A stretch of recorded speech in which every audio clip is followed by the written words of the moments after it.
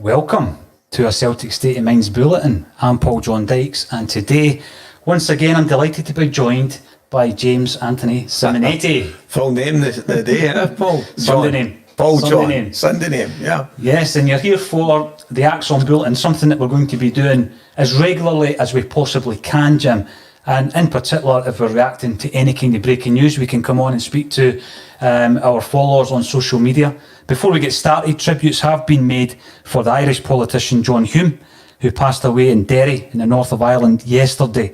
The Nobel Peace Prize winner has been called Ireland's answer to Martin Luther King. And I think what we'll do at some stage over the coming weeks, Jim, is we'll have something a wee bit more in-depth. We'll have some guests on to speak about the impact of John Hume, because, of course, a Celtic State of Mind covers all bases, not just the football. Yeah, definitely a very fine man, a very fine politician. That he was probably regarded as one of Ireland's greatest politicians. And I think, Paul, he may be have been given three peace prizes over the years, including the Martin Luther King Peace Award as well. So our sincere prayers and whatever to all his family. Condolences, yeah, absolutely.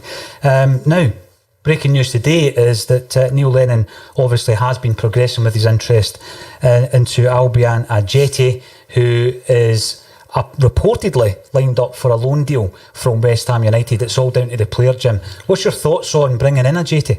I think it would be quite good. It's quite interesting, Paul, that obviously he got his transfer from Basel to West Ham for the £8 million around about that fee. And before he went to West Ham, obviously 58 appearances, and he's got 29 goals. He then goes to West Ham with 9 appearances and 0 goals. Yeah. So, it could be the way that West Ham play. It doesn't suit the man, the player.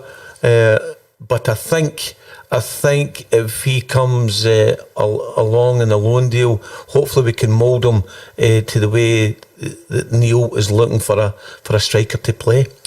I think you're right. Sometimes when you see a player doing so well, they get their big move to the top division in England. El Yunusi is a great example. Absolutely. He performs so well for Basel. He goes to Southampton and it doesn't really work out for him. But then that allows Celtic to get these types of players in the door. El Yunusi was £16 million when Southampton bought him. To be fair, I think in flashes he's looked like a £16 million player, Jim.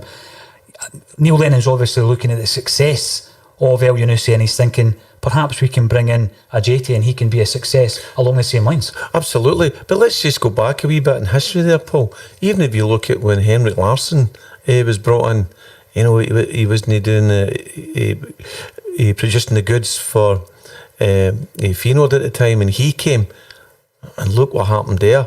So I know this is a loan deal and we bought Henrik, but I think this guy could maybe just sit in and fit in nicely. You mentioned Henrik Larsson. He was famous when he arrived and for several years with the dreadlocks. Yep. Over your right shoulder we have another dreadlock rasta, Bob Marley. Absolutely. I've got Bob there over my right hand shoulder, and obviously Bob Marley was a keen Celtic supporter, and he was very up in the Lisbon lines, something very close to all our hearts, and he could recite the team, and he loved his football. And I would love to have seen him come to Celtic Park to play a gig back in the day. It'd have been brilliant. Or even put the hoops on to go for a testimonial game or whatever. But Bobby, whatever you want to call him, he's in the background jamming away. So a great entertainer, great songwriter, and a very historical man. Definitely. We spoke to John Dykes up at Celtic Park and we asked him about Bob Marley. Obviously, Dixie told the story that he met him in Australia, and it was then Bob told him the story about his love for the Lions. We then had Rohan Marley tweeting us That's right. So Bob's son tweeted us and spoke about his and his dad's love for the famous green and white Glasgow Celtic. So who knows? Maybe Rowan Marley will be on the show someday. Well, I'd like to think that he would be, and it would be good to get a Jamaican on with a positive state of mind and a good state of mind, rather than the previous Jamaican gentleman from Jamaican Heritage of London, which was John Barnes. Sorry, that's a good point. Thank you. Across Mary, behind Mary's shoulder, we've got Che Guevara Lynch. Absolutely. With his Irish heritage, we thought it would be nice for Che to make an appearance there as well. Well, what I like about that was the guest that you had on the weekend for the game was Stevie Mullen. And when Stevie said his surname was actually Lynch, there was a bit of laughter in the studio, and that backed him up because Stevie and I actually knew that he was from Irish descent, and very interesting. But what was interesting was one of your callers that sent a message in actually started to get into a wee bit of history and where he was in Ireland, and even the transfer of that famous photograph that was taken. It was actually done by an Irishman as well. So that's quite interesting. It was, and those comments were coming in live from Lawrence Conley. You can comment live on Facebook, Twitter or YouTube, so I'll work through some of these comments before we move on. Jim and Steve Martin is saying they will go busy trying to stop the 10. I think by they he means Rangers.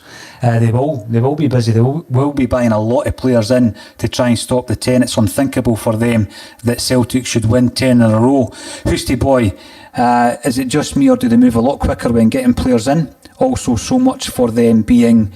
There's a blank there, I'm thinking skint. Do they move a lot quicker? I think it's all about quality. You know, Celtic could go out there and buy half a dozen players in a week. Are they going to improve the squad? Are they going to improve the actual team? I think that's what it comes down to, Jim. Aye, I think they've got to just keep looking to improve. Celtic's got to improve all over the field, and I think as we go on, maybe in the first quarter of the season, we'll start to introduce more players into the pool. Not necessarily the starting 11, but definitely into the pool. Someone else, Celtic Mick, thanks for the question from Twitter, saying that there's a lot of talk about James McCarthy again for us today. Now, James McCarthy popped up in a conversation we had just a few weeks ago, because obviously he was, as a young player, in at Celtic Park, Jim. Yeah. But unfortunately, he didn't make the grades and he left. Celtic tried to sign him whilst he was at Hamilton Accies, and there is some talk about James McCarthy coming in. Please, if there's any issues at all out there with the sound quality, let us know, because it seems to be okay at this end. But if there are any issues, if you could let us know on Twitter, YouTube or Facebook, then that message will appear on my screen here. James McCarthy, is he a player that, I would like to see him in the hoops, I've got to say? Aye, possibly. What age is James now? He is moving into the territory. I'd need to check, maybe 28, 29 now. I think I would like to. Maybe see a wee bit younger in there. Paul, I'm not too sure. It would fit into what I would like to see. I like to start in 11 on Sunday. And I'm looking at him going, where would I put him? Or where would you put him? Well, that's the one position I don't think we need to strengthen. We don't need to strengthen in the middle of the park. Mm-hmm. And I think McCarthy, having gone down and been a massive success at Wigan and of course Crystal Palace, he's going to command a big wage, you know. And as you say, if you're going to be bringing players in on a big transfer fee or wages, then you'll be looking at the Edouard transfer. Yeah. You don't want to bring someone in if there's no real resale value. Not in that position anyway. Mm-hmm. If he was a centre half, perhaps, then I would maybe think about that. But I think we're well covered there. Definitely. But I'll look at that. But where do we think that we would improve in the strength in the team? Where do we think that the best position in the team whether it be at the back, midfield or forward. I mean, what's your thoughts? Well, there's a few things cropped up from the game on Sunday. We live broadcasted from State of Mind Studios on Sunday. We'll be doing that for all Celtic games this season. And what you get is you get a sense of opinion coming through from the fan groups and from people who follow us on social media. So before the game kicked off, we were looking at the left back position. The question being, have we adequately replaced Kieran Tierney? We've brought in two different left backs. The answer was no at that time. And then what happens is Greg Taylor went out and had probably his best game in a Celtic jersey. I thought you done well, Paul. So then your opinion changes in 90 minutes. So then you're thinking, well, maybe we are okay at left back. It's all about having maybe two strong players in every position. Goalkeeper, we've strengthened. Right back, we've got Frimpong, El Hamid. Same with the left back, Bolingoli and Taylor. My concerns in the centre half position, we've got two good, excellent players in fact, but are they a good partnership? I think when you look at Ayer, you don't get linked with AC Milan at £27 million for nothing. The guy's a class act. And you've got Julien, but I think the two of them, without Forster behind them, look a little bit shakier. Aye, well, I think we had that wee discussion the other day as well. And I actually asked Stevie, what did he think about Julien not being in there, and would that progress Ayer's game? And it maybe been a wee bit a negative thought, but the two of them together, or Ayer out of there and Julien in with somebody else, or going a 3-5-2 system, which Neil did do in parts of the season last year. Would I prefer Julien or Ayer in there? At the moment, it would be Julien. Because it's the defence first and foremost, isn't it? Correct. You know, Ayer, strengthen up for the back, and then work you through all the way through the centre, for your centre back, your centre mid, all the way through. A big thing as well, obviously, talking about transfer speculation, before we go into any of the players that we need to ensure don't leave the club, Stephen Fletcher's name's still getting mentioned. I think obviously Lennon is looking at Ajeti. He seems to be his number one target. Stephen Fletcher, the name keeps continually cropping up. I mean, backup at the very, very most, I think. Fourth choice. Definitely. But if you look at Fletcher and Edouard Stein, as far as I would like to see, definitely have him staying at the club.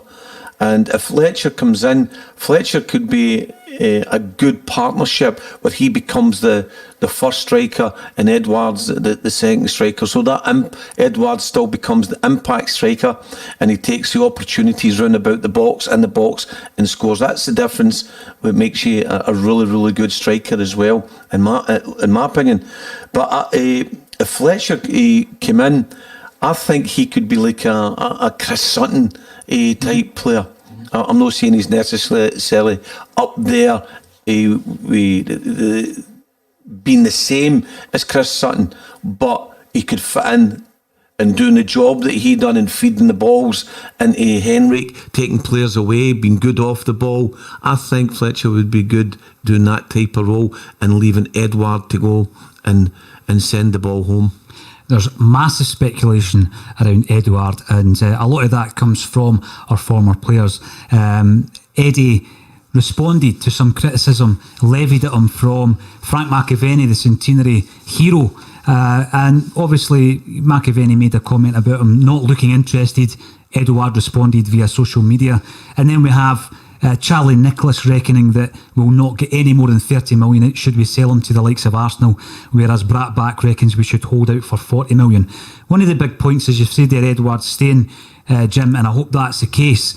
One of the big points has been made over the weekend is, yes, he's a star man, absolutely no shadow of doubt there, but we also need to be looking to protect the likes of Ryan Christie and Callum McGregor, who are going to be pivotal for Celtic this season. Oh, absolutely. I mean, I genuinely believe that Callum McGregor would fit in any team in Europe. He's got I'm sure it's 6 league championship medals behind him now. He's got the experience, and he's gaining game intelligence even more and more as he goes on. I think he's a fantastic player, and I would like to see him stay at the club for a long, long time, where he's going on to be possibly the captain of the Celtic team going forward, and 11 in a row, 12 in a row, or whatever it may be, or even if we do decide after we've made historical and significant league championships to the Celtic history, if we decide to move or we're invited to another league, then I think that boy could become a really class player within Europe, and possibly even in a bigger stage as well, international stage, he could make an even bigger name for himself. He's grown all the time, I think. He is, and I think also another player that I discussed with John Hughes a few months ago on A Celtic State of Mind is Ryan Christie. He's a player that Big Yogi knew well from his time at Inverness Cali. It was John Hughes that gave him his debut in the first team,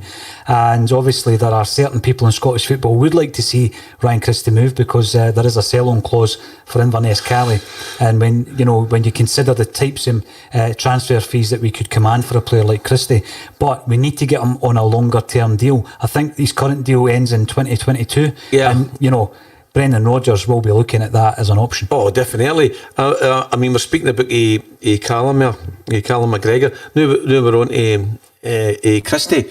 Again, I think Christie could become another Celtic player going through in time to come. He could become a right good, established, historical Celtic player.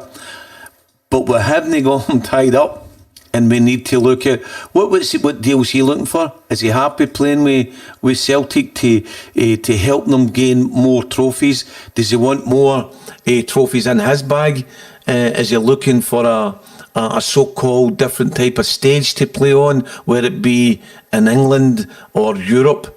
Or does he want to stay, get the money that he needs here and be part of history again with Celtic? And I think those two players, McGregor and Christie, could be the start of building a new team, get into the next era that we want to go with. So two very important players for us. Absolutely, Jim.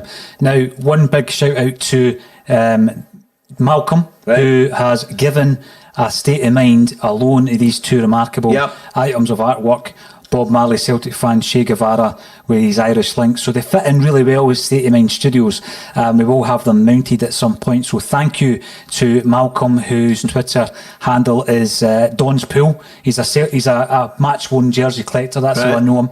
And he kindly drove all the way from Glasgow to hand these in Very kind at of the him. weekend. He's a good guy. Now, the questions are coming in on social media. Keep them coming in. We will answer as many as we possibly can. The first one coming up. K McSweet 44, what is happening? What is happening, K McSweet, is that we're going live from State of Mind Studios for the State of Mind Bulletin. Hopefully it will be a daily basis, and what we want as many of you as possible to get involved here, because this is all about engagement. The North American CSC, NAF CSC is saying hail from North America, so a big hail to all our friends in America there, Jim. Absolutely, and it's good to hear from various people from all over the world as well. Sound is echoing. Ken, I think you maybe sent that message a wee while ago. If anyone else is experiencing issues with the sound, please give us an update and we'll see what we can do. And obviously there's a lot of echo and reverb according to Celtic Mick. So what we'll do, just to make sure that we can get that sorted, is we'll remain live, but we'll get the echo looked at and we'll come back to you in just a second.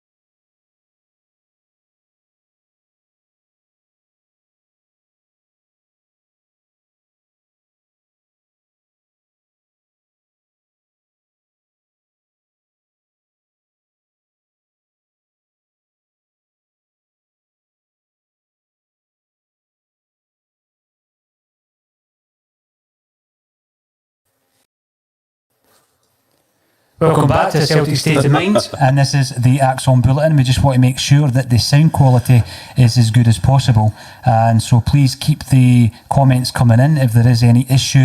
Apparently there was some echo, but it's okay now, and we do have our technical team on the case. They will advise us. There was some sound issues, some teething issues, but we'll get that sorted out. Colin Watt, James McCarthy would be a waste in a position that is already saturated.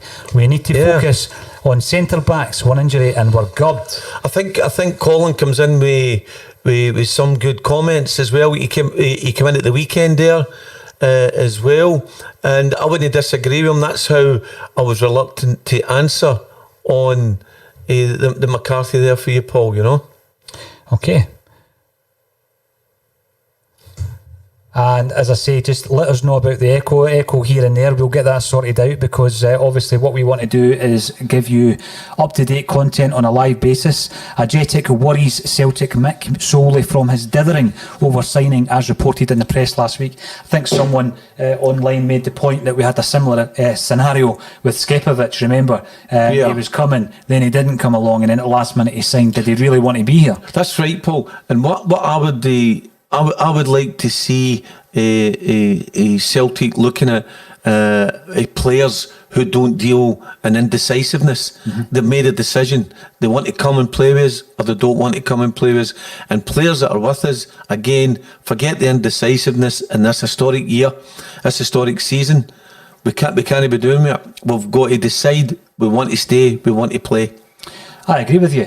You know, this is the most important season in modern history, and we need to make sure that everybody's in it. Hail from the Ploughboys CSC here in Philadelphia. There you are, 1888. Thank you for your message via Twitter. We expecting any new signings by the end of this week? Well, I think the big one will be the striker. I think so. And let's say, I don't think that they put it out in the news today, Paul, if things weren't as positive or negative. If the guy does, if he decides in the personal details and whatever, I think we're on our way with him, which will be good. Colin Watt, thank you for your comment via YouTube. Ayer isn't a natural centre-back. He played striker as a youngster before moving to midfield. He's as much of a centre-back as Beaton. Well, I think he's a better option than Beaton, certainly. Yes, he's not a natural centre-back, but to be honest, that's where he's made his name at Celtic. That's where he's made his name. Gareth Bale made his name as a defender and then went on to be a striker, obviously. But maybe he's no... Maybe he's no just a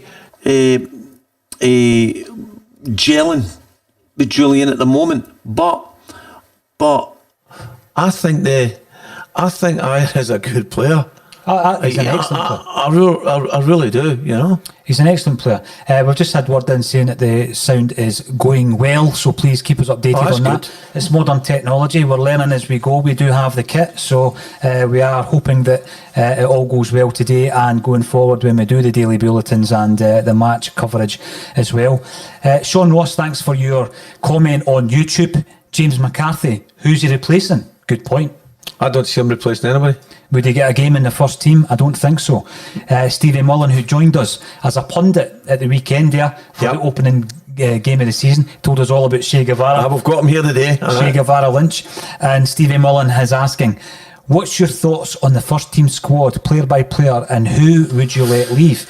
There's a few. First one, and I think it's obvious, I'm not going to, this isn't groundbreaking. Players like Bayo isn't going to make any impact whatsoever in the Celtic team this season. No. You've got to let him go. I've got to let him go. Yeah, but if we can get it done, there's no point in having players there just for the numbers. We've got to have players at Celtic where at training they're banging the door down. They're making an impact at training. You've got to make an impact with the seasoned players, with the players that's just come in. If you're within that squad, you want to be bursting. You want to be bursting them out the way to get into that team, regardless of reputation. You've got to show the attitude and the confidence that's needed and wanted by the Celtic support. If the Celtic support see you as a player coming in and you're a hard worker and you work and and you want to win for them, you can't fail. It's a good question from Stevie, because Aye. I always approach a new season thinking that we need 2 top quality players in every position. We've already looked at the goalkeeper. Barkas, we've not seen him in action yet, No. but we've got Barkas and Bain. I think Neil Lennon will be happy to run with that. Right back. I think Paul. I think Barkas could possibly start the game against Kilmarnock. I think he will, although Bain done well. Okay, the goal, the deflection went in, but again, the midfield allowed for that strike to happen. We should be closing faster as well. But the goalkeeper, I didn't really see him doing much wrong, but he really didn't have much to do, did he? No, he didn't. So that might be a hard choice for Neil, where he's got Bain or the new guy coming in, Barkas. I don't know doing much, and Celtic's dominant in the majority of the games. It's a hard choice. So then it's down to the goalkeepers, isn't it, for them to make sure that they become the number 1 goalkeeper. I think one of the positions that may be questioned is on the left-hand side. When you look at El Yunusi, for example, we've seen Frimpong playing wide right, so you look at him as potentially being someone who could back up Forrest, and then you can bring in El Hamad at right back if necessary. But who do we play out left? You can play Ryan Christie out left, and he's very effective actually coming in from the left. You could, aye. But then, you know, what you're then looking at is Rogic or Encham, and I would try and find a place for Encham. I think the guy's class. He is. But Rogic again, in the discussion that we had, I would like to see him becoming more of a player as the season's going on and making that impact, because he can do a wee bit. It's something that's special, and it turns the game, and he can score some nice sweet goals, can't he? The big thing with Rogic, I think we did speak about it, Jim. I'm a big fan. He's undoubtedly a talented player, but he hasn't contributed much in the last season. No, it hasn't. But Paul, this season, the most historic now. If a player doesn't want to or can't make an impact this season, then I don't think they should be here. This is a very, very historical. They must make the impact. As of now. Every player has got to give something that wee bit different. That's something a wee bit special. Colin Watt, thanks very much. That's prolific today with your comments. This one coming in from YouTube. Colin is saying that he thinks we should make a quick move for Boyle from Hibs in the last year of his contract. Scored twice at the weekend. Great option coming off the bench, especially with 5 subs.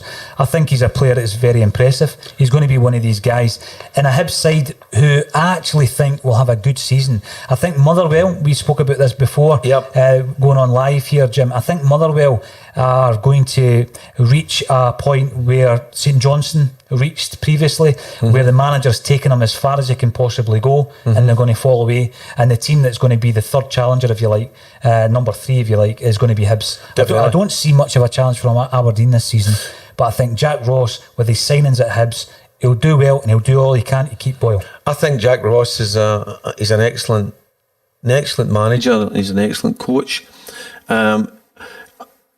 In the past, as we spoke about, Hibs do well, then they've kind of a fall back, then they come back again. We need Hibs to be consistent through the season, especially the first half of the season. Jack Ross will keep them going. The guy Boyle, you know, he could be no bad. He could maybe fit in the squad at the moment.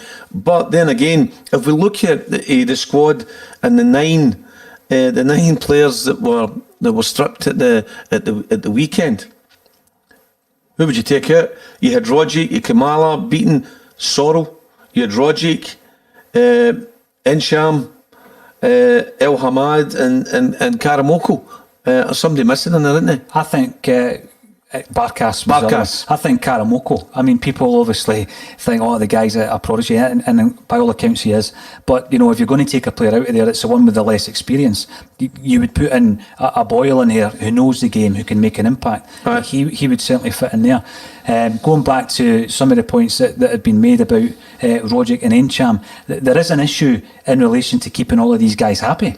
I mean, if Rogic's looking at this season thinking I'm going to be involved in 20 games, well, he, as an international footballer, would be happy with that.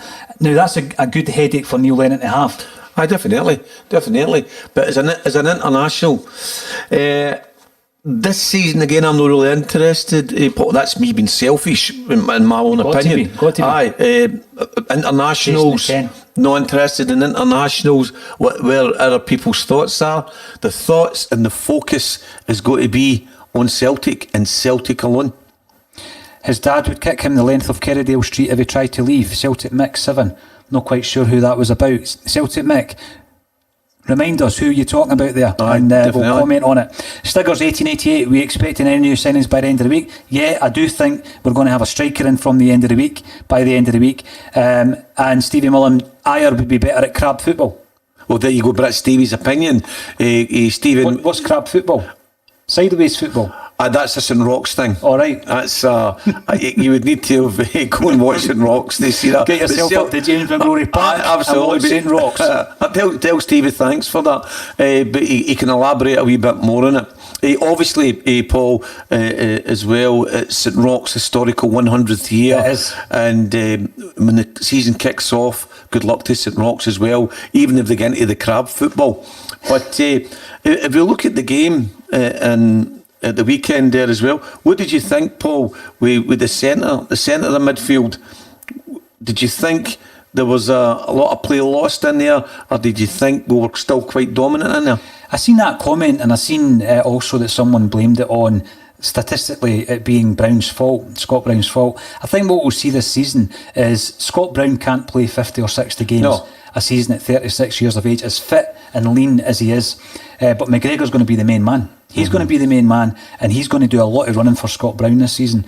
It would be good, perhaps, to have cover in there, but I think they've got cover within the squad already. So, let's say Scott was coming in and out. Who would you put in his place? Who would be your first choice out of those 9 at the moment? Encham, 100%. Encham? Yeah. I mean, Scott Brown's influence and the fact that he's the leader, he's the captain of that side is the reason he's there, because in terms of the actual ability, Encham arguably is a better player. Consistent?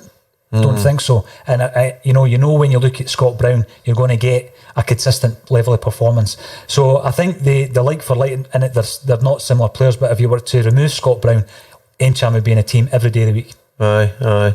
Well, that's quite interesting. But I think Scott Brown, he can be the leader. He can still be a captain off the park, even when he's sitting missing out games for a wee rest or whatever, depending on the game. He's still a big part. He's still a true captain of Celtic, where it's not just about on the park, it's about off the park. It's about in the dressing room, having the team, the togetherness that's so important for this season. It's so important for every season, but this season, a captain of Scott Brown's ilk, with getting everybody together, involving them in different things socially. Well, at the moment that might be a wee bit difficult, but getting all the team together and making sure that nobody is left out. And he's got this special a gift that he can bring and keep everybody together.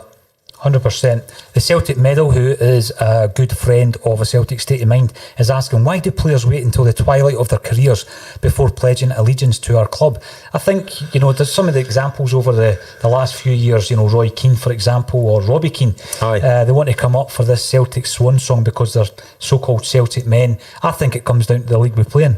I think that's a good question. If the Celtic Medal.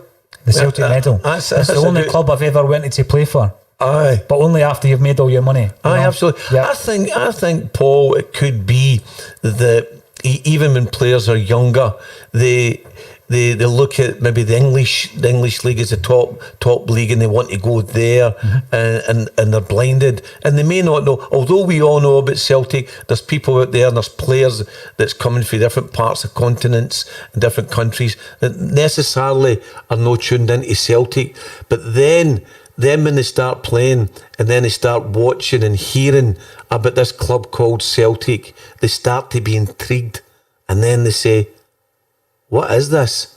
And when they find out about us, then they go, I would give that a wee try. I'd love to give that a try in the latter part of my career.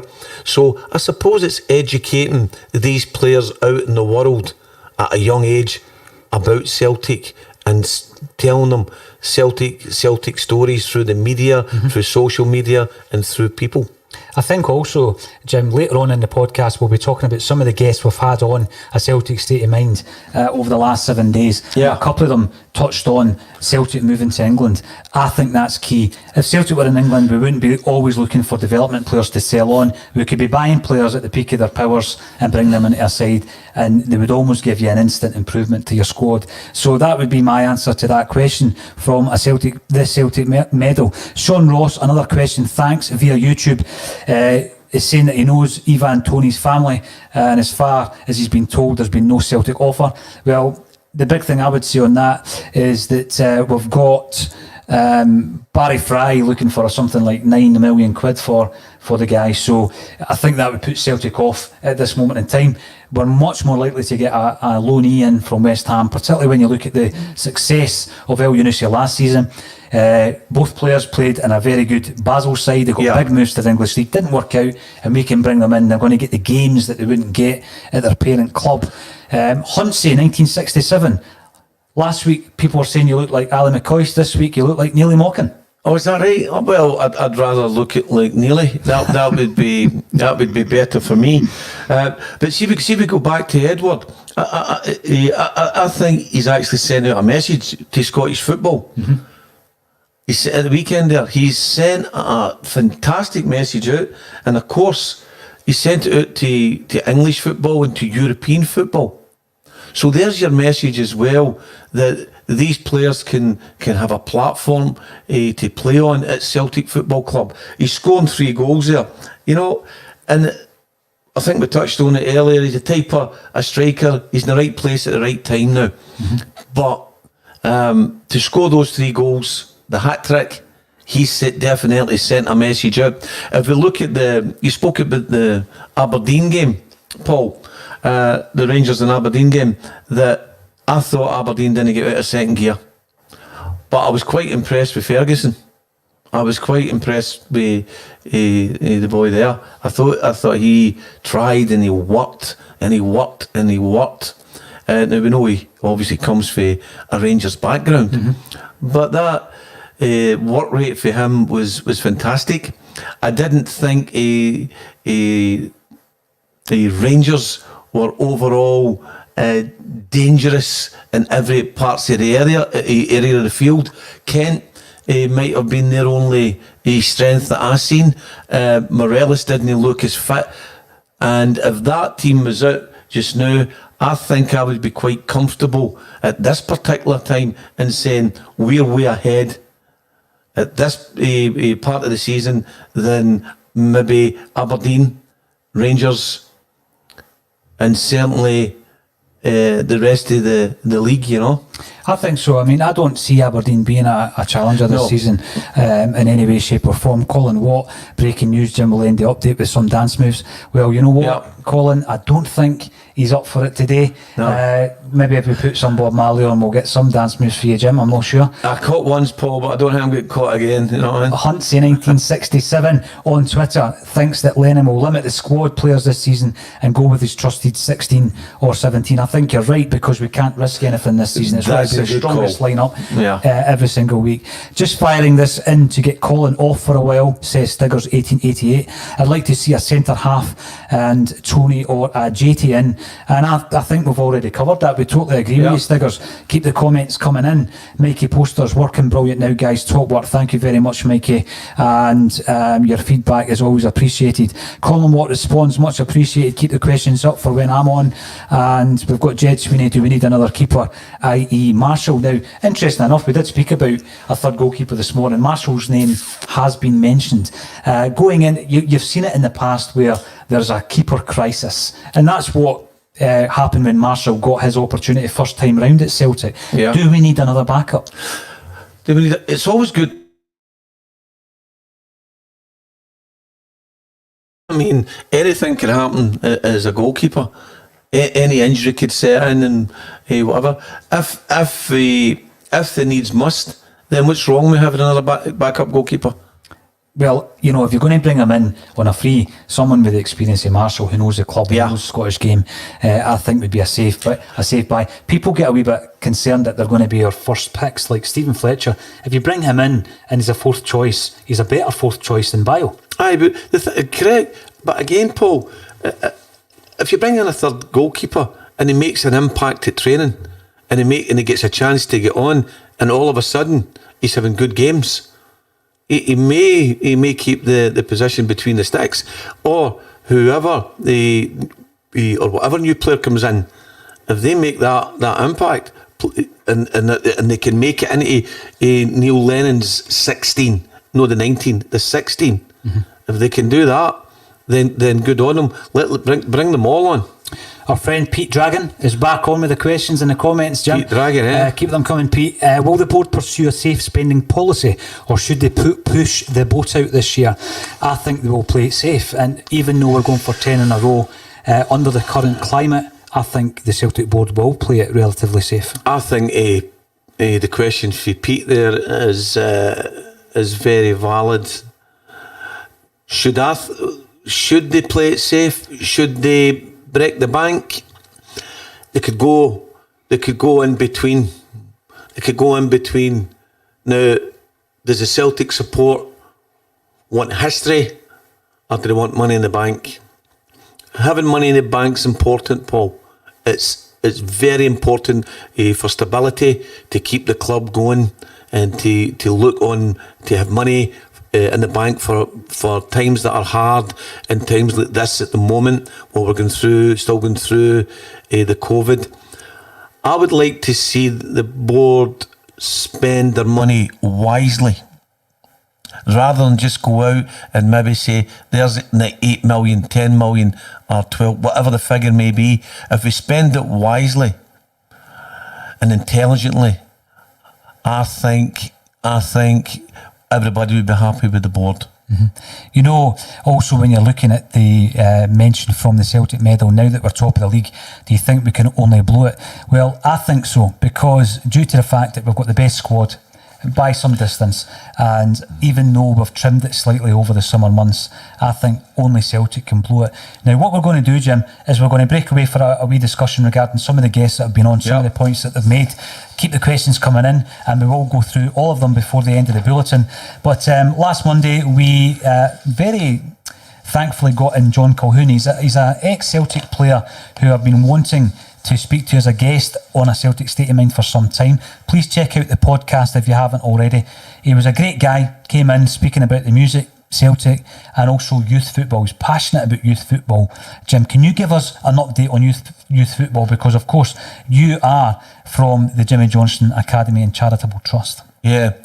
Well, I was informed by Kenny that we got a memo in saying that, or an email, that the football probably won't, the youth football will be late October. And then there were some rumours again last night that maybe even later. So youth football might be late October, but it could be as late as January. But when I heard John Colquhoun talk about youth football, he came across very passionate, that he's interested in the youth and the way that they're coached and the way that they train.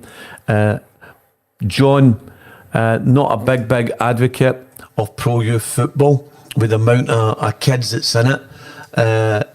He doesn't see that it's a correct pathway at a young age, where a lot of players are not getting the game time. Mm-hmm. They're not getting a togetherness that he put across.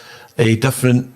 He feels that, or what I took from it, that he would like to see it possibly go back, that the young players are still staying with their clubs until a certain age, 14, 15, like back in the old days. Well, the old days is our days, Paul, not necessarily your days, because you're younger. You're a lot younger. Slightly.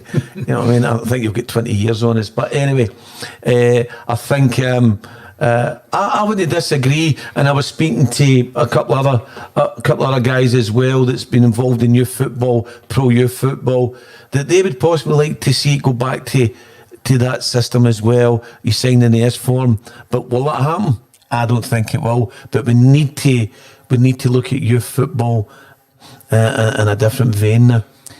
John Calhoun left us last Monday by saying that big changes were required, but he wasn't sure the people who can make them were prepared to do so. A few things that have come in today. We were looking at why big name Celtic fans don't come to Celtic until the twilight of their career. The big thing for me is it's because we're playing in Scotland. They want to play in England and get the riches that entails. We had two very interesting interviews during the week, Jim. Yeah. First one was with Paul Smith, who worked closely with Fergus McCann before and during his time at Celtic. And second up was David Lowe, who everyone knows was an advisor to Fergus and beyond Fergus's time at Celtic Park. The big talking point was that in 1998, Celtic seriously considered buying Wimbledon Football Club, and they had the idea that this was the route into English football. Now, the owner of Wimbledon came up to Celtic Park, was willing to sell, wanted shares in Celtic. Celtic's registered address would still be Celtic Park. We would be playing in the English leagues. Now, I was totally unaware of how close Celtic were to buying Wimbledon Football Club and actually making the move into the English league. So if anyone hasn't heard the podcast, listening to Paul Smith on A Celtic State of Mind, who spoke to us at length. I mean, it's about a 2-hour podcast, Jim. Yeah. He spoke so well. He was so, for me, he had the in-depth knowledge. It wasn't just speculation. What was your thoughts on what Paul shared with us last week?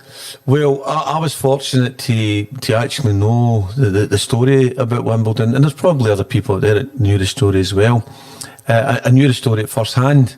And I know that a friend of mine was instrumental in actually bringing that to the fore and making it happen. And Paul Smith's, first of all, Paul's a cracking guy. He's very knowledgeable, and the background where he works within the law, and when he was part of going in, finding out the finances behind Celtic as well. So he became quite instrumental in that, and going to talk and going over and speaking and helping bring in the interested party to Celtic Park, who was very, very, very interested. And one of the guys who wanted it to happen at that particular time, or who'd have liked to have seen it happen, was Willie Hawkey, another great ambassador to Celtic Football Club. But it never transpired. Personally, I would have loved that to have happened. Okay, we might not be going for 10 in a row, but we could be in the higher ranks of English football. We could have been on the way to 3-4 European or Champions League cups in our bag as well. I generally believe that would have been a good thing for Celtic to go to the next level of football and European football, because within Scotland at the moment, I don't think that we will compete necessarily at the highest level in Europe because of the restraints we have financially. So with finance brings better players. Absolutely. And I think also the ambition of Celtic fans is to do well in Europe. Yeah. Now, when you looked at then the interview we had with David Lowe, David gave us a wee bit more information in relation to what he described as a Trojan horse, where he purchased Clydebank. Yeah. And they were purchasing the club with the plan of moving them to Dublin. Yeah.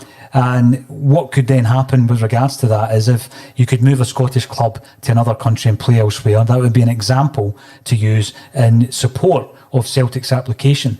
And at the back of that, in 1998, they moved the goalposts. They moved the goalposts, and they brought in a rule that obviously prevents the cross-border moving of clubs. So, David went into some considerable depth and detail into why Welsh clubs, for example, play in English football. And it made a great deal of sense to me talking to him last week. But the big game changer is the pandemic. And if clubs go out of business and leagues are requiring new clubs to join their association, that's where we might see some kind of movement. It might seem pie in the sky. Give both podcasts a listen. That's Paul Smith and David Lowe with A Celtic State of Mind. You've got about 3 hours of listening there. We also yesterday spoke to Gary John Kane of the Proclaimers. He's the bass player in the Proclaimers, and I've got to say, before we say anything else, what a lovely fella. He was a nice guy, wasn't he? I actually met him many years ago. He was actually tuning up guitars for the act that was going on, which was Jai Gilmer, a Christy Moore session. He was doing a set on Christy Moore's songs, and it was a great night. So that's when I first met him, and when I seen him yesterday again, it brought back the memories. But he came across as a really funny guy, and some of the stories he was telling us off mic were as good as the ones that we heard on. And it was interesting that he actually had a demo of the song that Jai Gilmer had written the lyrics to, and he put the music and the guys that are on that song as well. And when I heard it, I thoroughly enjoyed it.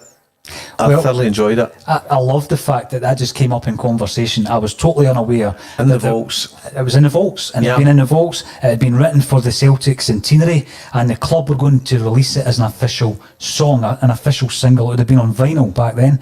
And Gary John Kane, who had played with the McCluskey brothers, obviously famed for their time in the Bluebells, wrote the song with JJ Gilmer of Silencers fame. JJ was also in East 17, and he was also offered the gig with Runrig. That's right. So, loads of our listeners will know these names from Coatbridge. We also had, as I say, Ken McCluskey. We had Gary's brother on drums from Hue and Cry.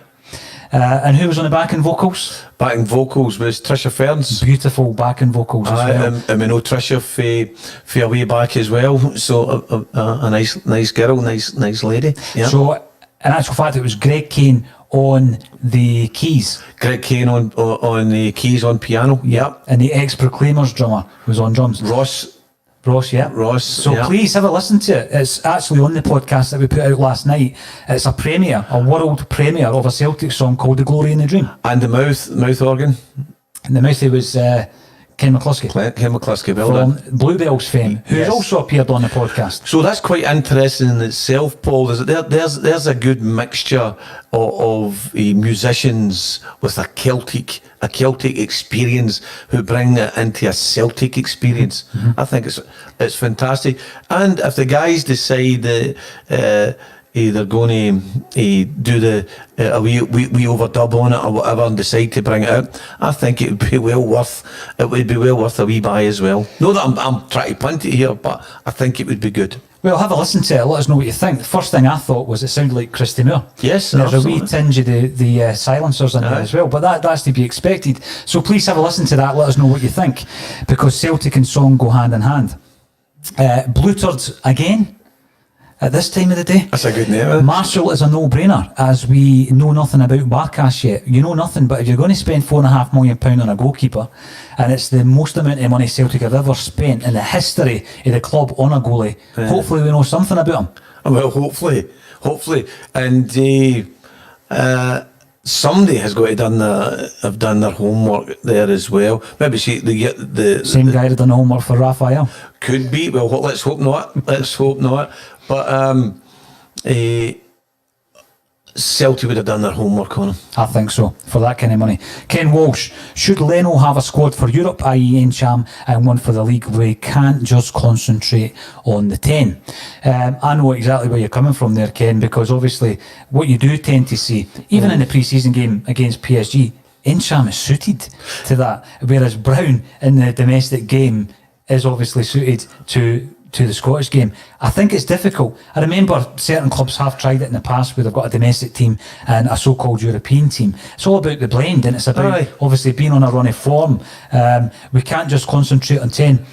This season, would you forsake a European run to make sure we win 10 in a row? Definitely. Let us know. Comment on YouTube, Twitter and Facebook. Great point, Ken. You're a long-time supporter of a Celtic state of mind, and I look forward to meeting you at some point, probably in the loans during the season. Chris Reed 92, I'll ask you this one because you're the manager. I'm not a football manager. I don't know about a manager, but you're the tactics.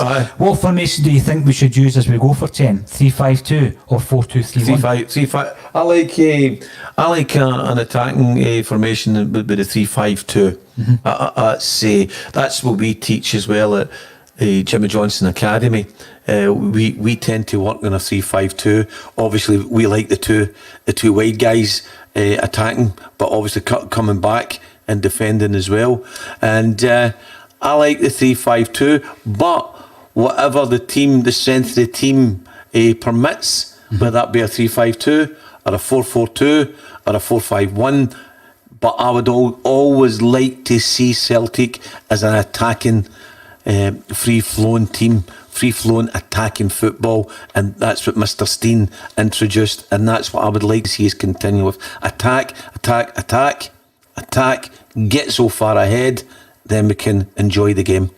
Jamie Devlin, 1972, is a Hulk Hogan fan, so he tells us HH. I see that a lot on Hulk Hogan's timeline on Twitter as well. Brilliant, yeah. And we've also got Tony Flanagan.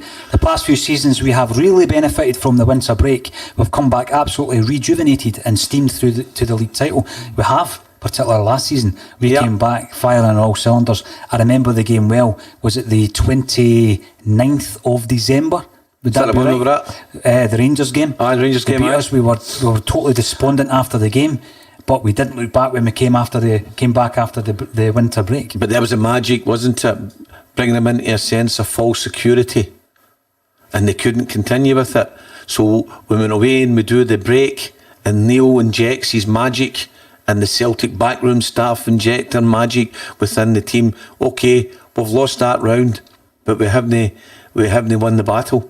So we might have lost that wee bit there, but let's learn from it and let's gain from it. We've sucked them in and then we hit them.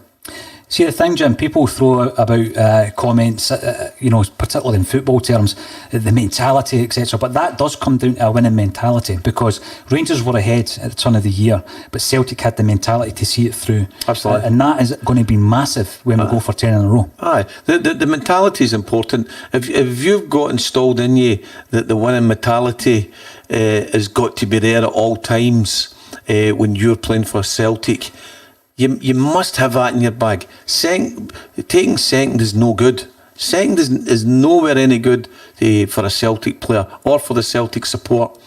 The winning mentality that we have got over the last 9 years should be embedded in that squad, in that team, with the new players that come in, right? And even the players that go out should be able to speak and say, you know what? That's some team. That's some team spirit. That then, when you've got that, it generates through everything. It just goes through and through and through. We've got this attitude that's second to none, because we want to be winners, and we are winners. Joseph Byrne. Yeah. I believe 10, which is a certainty, is on the road to the way the club is going, which has always been looking forward, the amount of young talent that we have. Well, that's another discussion regarding young talent. Are they going to be able to thrive this season when there's so much on the line?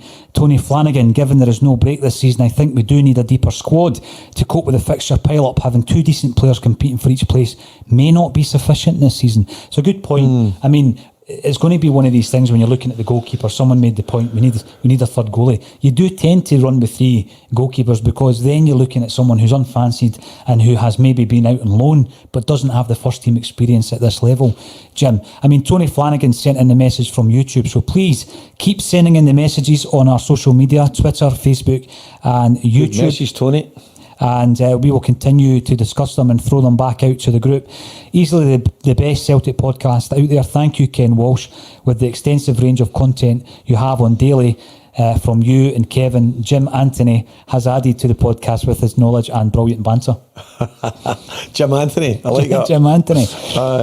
Cracking song, by the way. So Kane gives it the thumbs up. Please listen to the podcast we did yesterday with Gary John Kane of the Proclaimers, because we have a world exclusive Celtic song that was written for the centenary and lay in a dusty vault for over 30 years. Let us know what you think, and you never know, it might get released at some point. Jed Sweeney is pointing out via YouTube that the Swedish winger Niklas Eliasson is also linked to Celtic. One of the positions that actually we probably don't have the depth. We right don't, and left back. We don't, Paul. But that's who was the chap that's in Jed Sweeney. Jed, that's quite good, Jed, because if we're playing a 3-5-2 formation, he's a winger out there, so he could hurt teams going forward. Personally, I don't know what like he is in a defensive situation playing in a 3-5-2 formation, but if he's an out-and-out winger going forward, taking players on, getting into the box, sending the ball across, hopefully for Edouard to put it home. Yeah, I would quite like another winger in there. Or is Neil Lennon looking at the possibility of pushing up the two fullbacks? Well, and saying that, you look at Frimpong there at the weekend. Wasn't it good that when he was going forward, there was that attacking mode, that frame of mind. I'm going to take this player on. Obviously, there was one part in the early part in the game where he glided by, but then the second player took him out. His name escapes me at the moment, but when he did take him out, how good was it? How good, Paul? Was it good that the captain was in there right away in the opposition? Here, what's going on here? Defended his player right away, and his teammate. He protected him. So a wee bit more protection from the other players round about within that Celtic team.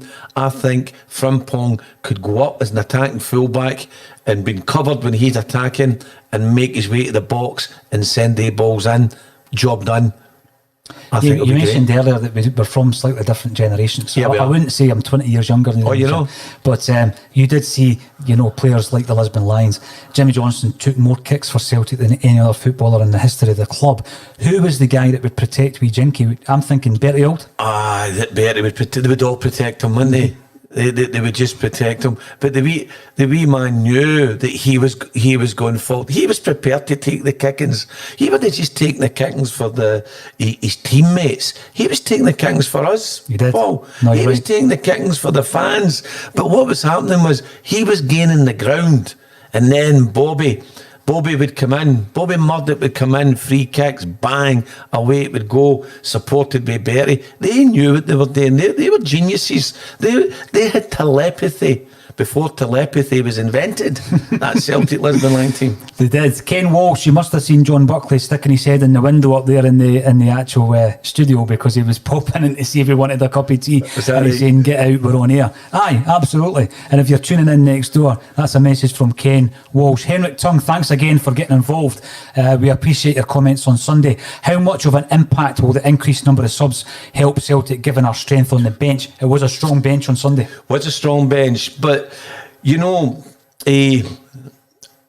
I was fortunate to be with Joyce and Jim Chapman with the Annan team in two occasions. Once when we beat them at Ibrox. Them being Rangers. Them beating Rangers. Them being Rangers.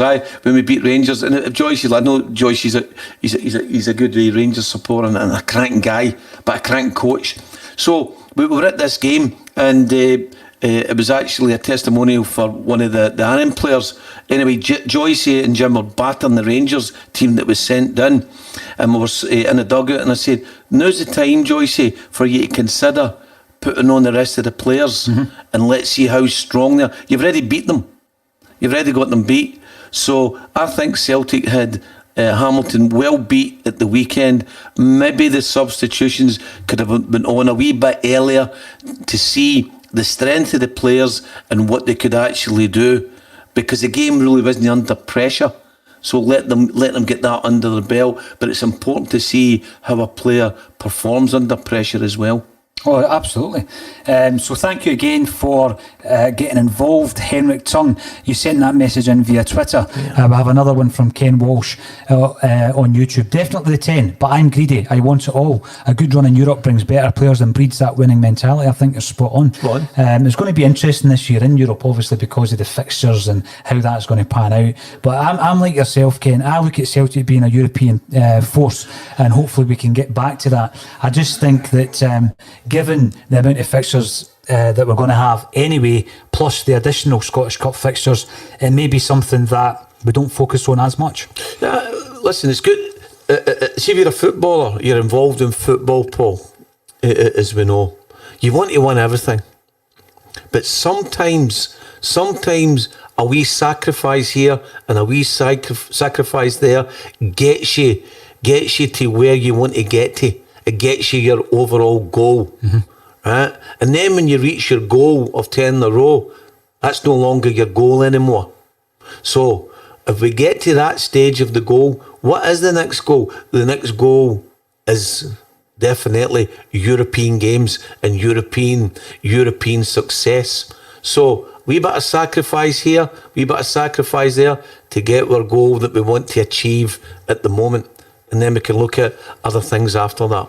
Absolutely. Tony Flanagan sending in a message from YouTube. Keep them coming in. We'll be wrapping up this broadcast in the next 5 minutes or so. 10 is the most important. Happily sacrifice Europe, etc. for 10. But hopefully we can have the squad depth to compete across all competitions. I've been impressed with Neil Lennon's performance in Europe, last season. And, I'm sitting here thinking 10 o'clock. I'm sitting here thinking I'm Charlie Nicholas. 10 in a row is the most important thing.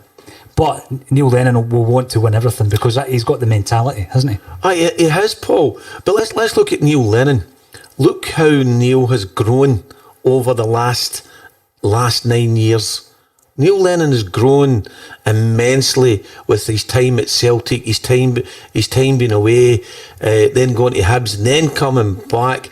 And what Neil done when we were left in a wee bit of turmoil. Maybe not as much turmoil as people actually know out there, but to come in with another manager's set up who's been successful, to take up that mantle and to take it on your shoulders and to be proud to take the team right through.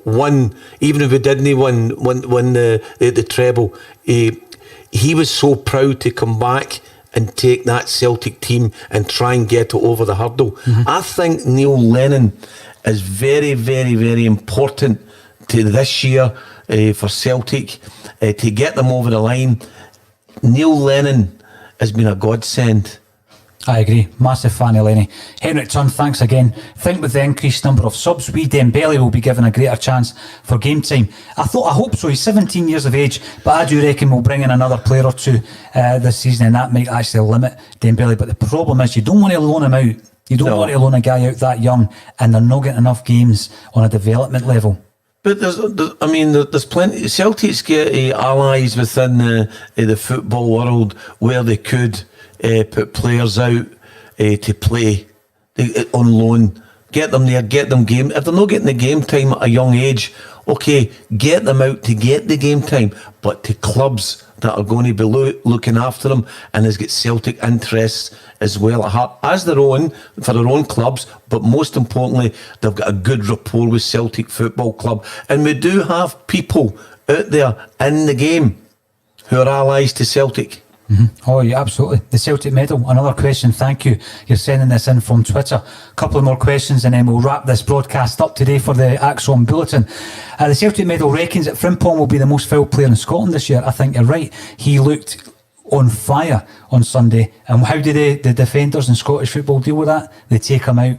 We've spoke about that. Celtic medal also asks, do you think the one-off games in Europe will suit us best? Yes, I do. I think the less the better for us. I'm going for 10, you're absolutely right. We already have a potential 2 additional fixtures with the Scottish Cup games. Yep. Fred Conway, this is a great comment to finish off our broadcast for the Celtic State of Mind Bulletin. And he says, football without fans is nothing. In COVID-19 times, how prophetic are the big man's words? We'll just leave it at that. Thank you everybody for joining us for the Celtic State of Mind Bulletin. This will be coming to you regularly throughout the season. We'll also be live streaming through every Celtic game this season. If you want to get involved, join us on social media and ask your questions or make your comments. All that's left for me to say is thank you all for joining me, and thank you to Jim Simonette for joining me on A Celtic State of Mind.